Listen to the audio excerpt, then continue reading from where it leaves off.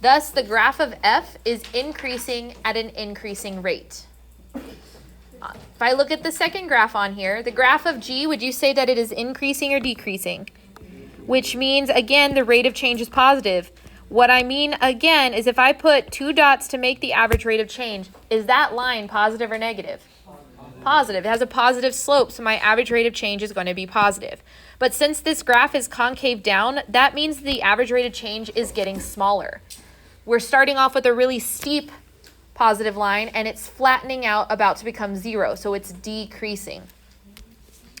The other two graphs are the other way. Would you say graph H is increasing or decreasing? Which means the rate of change is negative. If I put 2 dots here and draw a line, that is a negative slope. So the rate of change is negative. But if I made a bunch of those straight lines coming off the graph, see how they're getting flatter and flatter? That means that the rate of change is increasing because it's getting less negative. We go from being very negative to sort of negative to 0. We're increasing because this graph is concave up, increasing the rate of change, shall I say. The last one, the graph of k is decreasing, which again means that the function has a rate of change that is negative. The graph of k is concave down, which means that the rate of change is decreasing. Again, if I drew 2 lines right here, or 2 dots, sorry, and drew a line between them, that has a negative slope. But if I did that again with 2 other lines, do you see how that's steeper negatively? That means the rate of change is getting less and less and less because we're getting steeper in the negative direction. So it's a smaller rate of change. Now we got really good at this, and these sentences about the graph increasing at a particular rate or decreasing at a particular rate is how we're going to speak about concavity. For example, if I look at a practice exam that you guys haven't taken, so you can see this practice exam question. I'm going to try to make it big, but this doesn't, oh, you can see all my tabs open, sorry. Doesn't zoom very well. Oh, let me pause. After we talked about concavity in this class, we started talking about characteristics of functions and graphs. We talked a lot about the average rate of change. Let's go ahead and highlight the average rate of change. The formula for average rate of change you should know at this point is the slope equation, f of x2 minus x1 over f of x2 minus f of x1 over x2 minus x1. Or instead of x's, if I use b's and a's, here's the formula right here. We plug in numbers, put the outputs on the top, and put the inputs on the bottom. Some other things we talked about characteristics-wise is the zeros of a function. Where do you find the zeros of a function? How many zeros does this polynomial have? 1, 4. 1, 2, 3, 4. Because we look at the places where it crosses the x-axis. There are 4 zeros. That is where f of x is equal to 0. Output 0. That's why it's called a 0. A maximum point is pretty easy to spot on this graph. A relative maximum is like a mountain or a hill. How many mountains or hills do we have on this graph? 2. So this maximum point, easy to spot, but more so what I want you to start thinking about and remembering is that a maximum point is where the graph changes from increasing to decreasing. Notice my slopes are all positive. And then what happens after I get past this maximum point? My slopes will be negative, so it starts to decrease. And then I get, I'm going to skip a little bit. I'm increasing, slopes are positive, and then what happens? I decrease. Same way, just backwards, if you're looking at a minimum point, it's the same thing, except now it's a valley, and specifically it's where the graph changes from decreasing to increasing. So we're having a negative slope, and then we flatten out and we get a positive slope, so decreasing to increasing. The vocabulary word we forget the most, though, is the points of inflection. Points of inflection are points where the graph of f changes concavity. Okay? If you look at this graph, how many times does it change concavity? We ask ourselves this. Right away, is this concave up or concave down? And then what? And then what? So how many times did we change? 2 times. So we have 2 points of inflection here and right where that other 0 is. So we have to like double highlight. It's kind of annoying, sorry. Those are both points of inflection. Now, these were relatively easy points of inflection to see, and I'm coming in front of you guys so that I can show you with my hands what I'm talking about. These were really easy to see because we straight up changed from like the hands looking like this to the hands looking like this, right? Very obvious when we change the bowls and the bowls. But what about this? Is one of my hands concave down and one of my hands concave up? That is still a point of inflection right there. So while changing from these to these is very obvious, these are also changes in points of inflection. Because this part was concave up, this part is concave down. So you got to be looking for all of those types of points of inflections. These ones really easy to see because it straight up changes like concavity. But don't forget about those other kinds.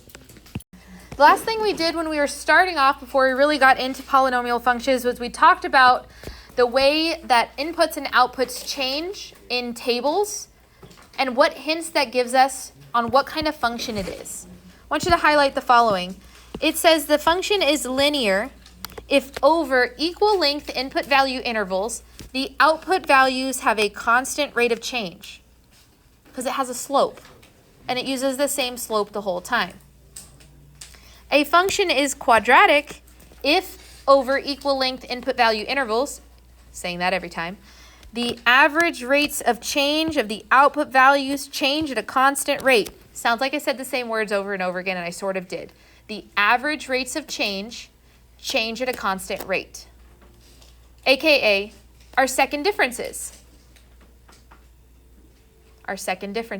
Which brings me to the third big bullet point, so I'm skipping for a little bit. A function is polynomial of nth degree if over equal length input value intervals, the nth differences in outputs will be constant. So since the second differences were constant in quadratic, that's degree 2. We just call it quadratic. Third degree differences, third degree, it's cubic. Fourth differences, quartic, on and on and on. But what I skipped here in the second middle part is actually very important. It says if the first differences in the outputs are increasing, then the function is concave up.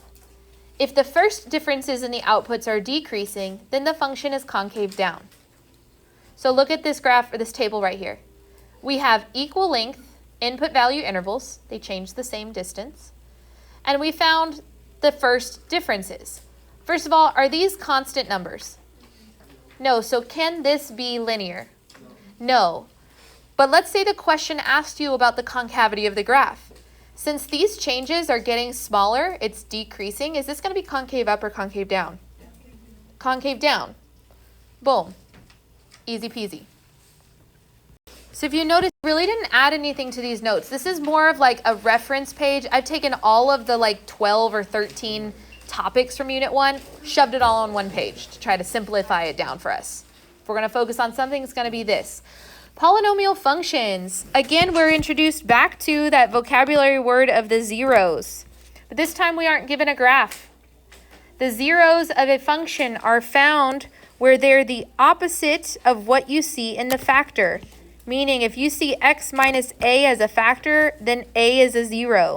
And if you say x plus b as a factor, negative b is a 0. Do we remember this? Wait, what? So if you have the factors, the zeros are the opposite terms.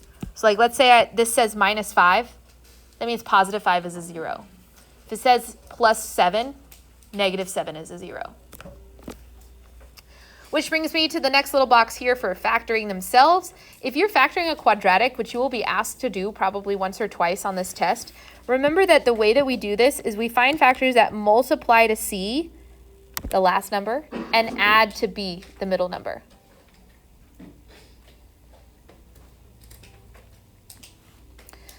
Multiplicity is something that's very important for us when it comes to factors and factoring.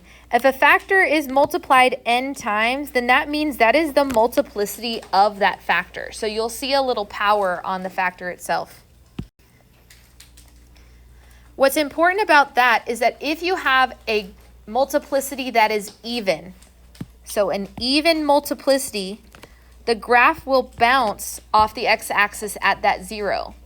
Mathematically, we'd never really use the word bounce. We'd call it being tangent to the x-axis at that 0. You can think of tangent as just touching once, bow, and bouncing right back off, then you're there. Of course, I have the little fun fact there about complex numbers and complex zeros that they always come in pairs. But I do have a practice problem for us to try. One of the other very important aspects when it comes to polynomials is end behavior. The leading term, aka the highest degree and the leading coefficient, determine the end behavior of a polynomial function. We will always start with determining the right side end behavior first. How do we do that? We look at the top of this table. The right side is controlled by the leading coefficient. Okay? If your leading coefficient is positive, greater than 0, look at the right arrows on both of these. Where is it pointing? Up, like we're going to positive infinity. And if your leading coefficient is negative, look at where these arrows are pointing. Down. So your right side, right hand, is controlled by the leading coefficient. After that, we look at the degree of the polynomial to decide if the left hand is going the same direction. If the degree is even, notice the arrows have to go the same way. If the degree is odd, they have to go opposite ways. In fact, we're going to write that down. Odd, opposite. If you have an odd degreed polynomial, the end behaviors should go opposite directions. Which means, and most likely you'll be seeing these as limit statements, that the left side and the right side end behaviors should be opposite signs if your degree is odd.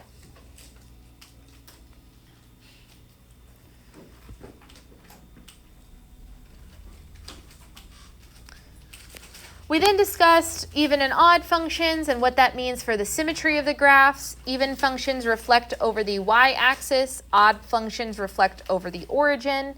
We also discussed how to solve polynomial inequalities, which you should reread those steps for yourself. But what I really want to focus on is the binomial theorem, because a lot of us just straight up forgot that.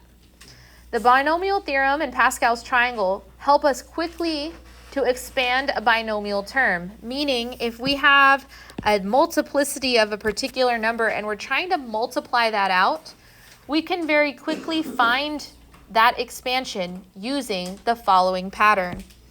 We are going to sum or add up a number from Pascal's triangle multiplied by the first term to the multiplicity number and then getting smaller, multiplied by the second term to the 0 power but then getting bigger. What I want you to rely on here is that most of the time you can eliminate an answer choice just by knowing what number comes from Pascal's triangle. So theoretically, that's where we're going to focus on. Do y'all know how to build the Pascal's triangle? So the first two rows you have to remember all of these ones. Can you remember that? Well, I need you to try. A triangle of ones happens, and then you build the next rows based on that triangle. What is 1 plus 1? What is 1 plus 2? What is 2 plus 1? You see what's happening here? So this number is made by doing 1 plus 3, 3 plus 3, and 3 plus 1. In which case, and the reason I left you a small little blank here, you always start with a 1 on the outsides, but then to fill the numbers in on the inside, you add the ones above it. So what should go right here? 5, and then what? And then what? And then what?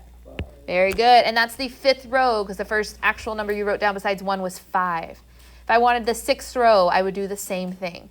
So building Pascal's triangle is very helpful for these kinds of questions. Let me show you one in particular.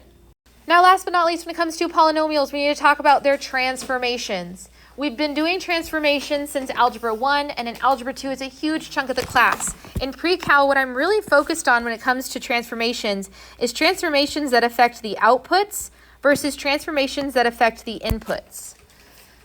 Transformations that affect the outputs are my vertical transformations that are on the outside of the function, meaning I'm looking at the a in the front and the plus d at the back.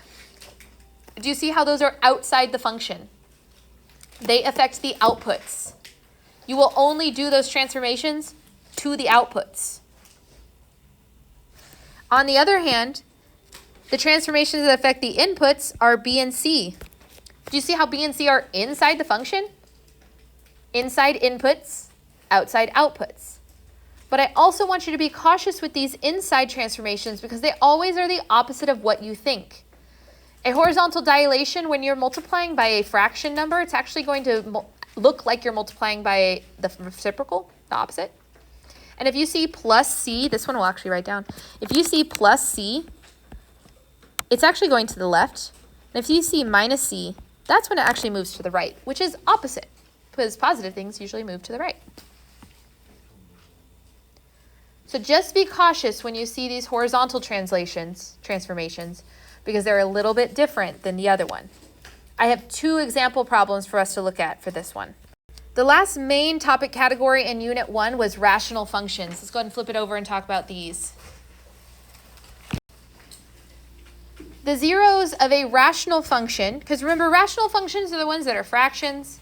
A lot of times you're going to have to factor these guys, or hopefully they're already factored for you. But when you look at the factors, a 0 is going to occur when a factor is left in the numerator after canceling, and it equals 0.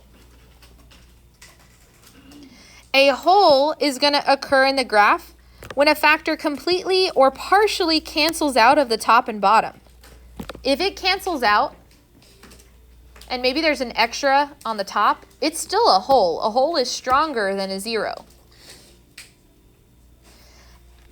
Even stronger than that, a vertical asymptote is going to occur when a factor left in the denominator equals 0. So let's say you're canceling stuff out, but then your leftover stays in the denominator. That's now a vertical asymptote instead of a whole.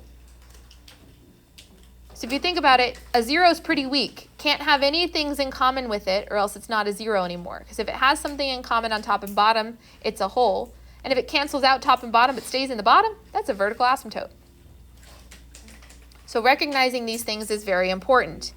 Since we're talking about asymptotes, let's also discuss the horizontal asymptotes when it comes to rational functions. Horizontal asymptotes are really easy to find for rational functions if you remember my 3 acronyms. What does BOBO stand for? 0. What does BOTN stand for? No horizontal asymptotes. And what does BETC stand for?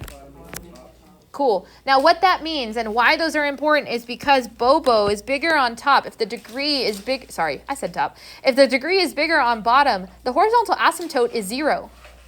That's what the second O in BOBO is.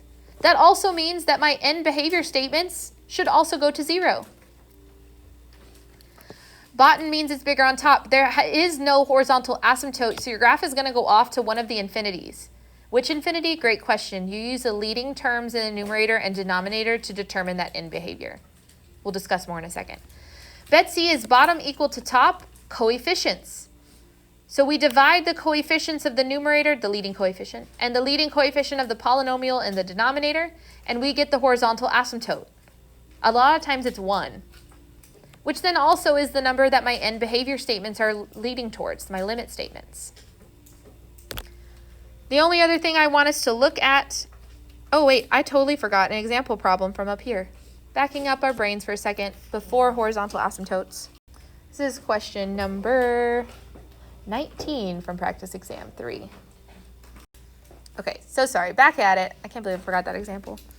The very last thing we're covering when it comes to rational functions is what happens when a rational function is BOTN by 1. This is very important. It's a special case. If your rational function is bigger on top by 1, unfortunately, to find the slant asymptote, the only way it's possible to do that is by long division. Oh yeah. If you look at the steps for long division here, we take the first term and divide it by the first term. That's what it says to do right here. So 2x squared divided by x squared is 2x. We put that number here. Ooh, look at these nice drawings. Then we distribute the 2x times x minus 4. That's what it told us we're doing here. Bow, and we put it there. We subtract these, which is adding the opposite. We bring down. And then we repeat. First term divided by first term. 3x divided by x is 3. We distribute. 3 times x is 3x. 3 times negative 4 is negative 12. And then we subtract. Once you get a remainder, you can throw it away. I don't care. The slant asymptote is just what would go on top before there's a remainder. So while you're looking at this example to see, y'all see this like blank space I have right here? It's time to try one. Yes, I want you to do the long division. I want you to practice. This question is going to ask you to find the slope of the line, and I'll try to zoom in as much as possible here. This is number 19 on the practice exam. Okay, if we're solving this one, hopefully you wrote it down like this. Yes, this is how we're supposed to start. Sorry, my thing got away from me.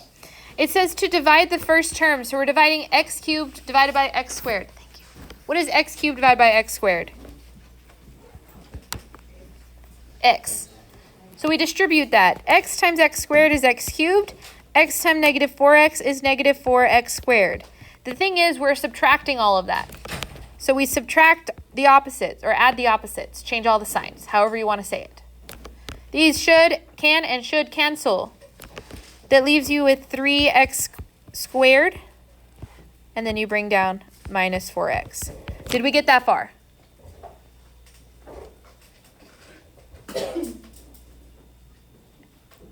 Then we repeat the steps. So we divide the first terms. What is 3x squared divided by x squared?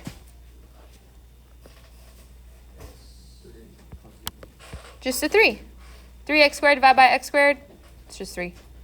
So then we multiply. 3 times x squared is 3x squared, and 3 times negative 4x is negative 12x.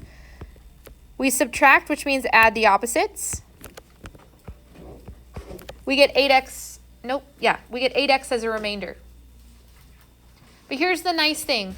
For slant asymptotes, do we care about the remainder? No, so my slant asymptote here would just be y equal to x plus 3. Even easier than that, what did this question actually ask us? Did it ask us for the entire equation? What did it ask us for? The slope. What was the slope of the line you just wrote down? Wait. Oh gosh, what did... Oh my gosh, guys, what is the slope of a linear function? It's 1. The slope is the number in front of x. Oh gosh. This is when that like gulp sound that y'all make when I give you something hard to do. This is me making that sound. I just don't know how to do it. It's just quiet because I'm like just following. I don't know how to do that. But this is me feeling that feeling, okay? The slope is the number in front of the x. It's the m. It's the coefficient of the variable in a linear function. So what is the slope here? 1. Oh, geez.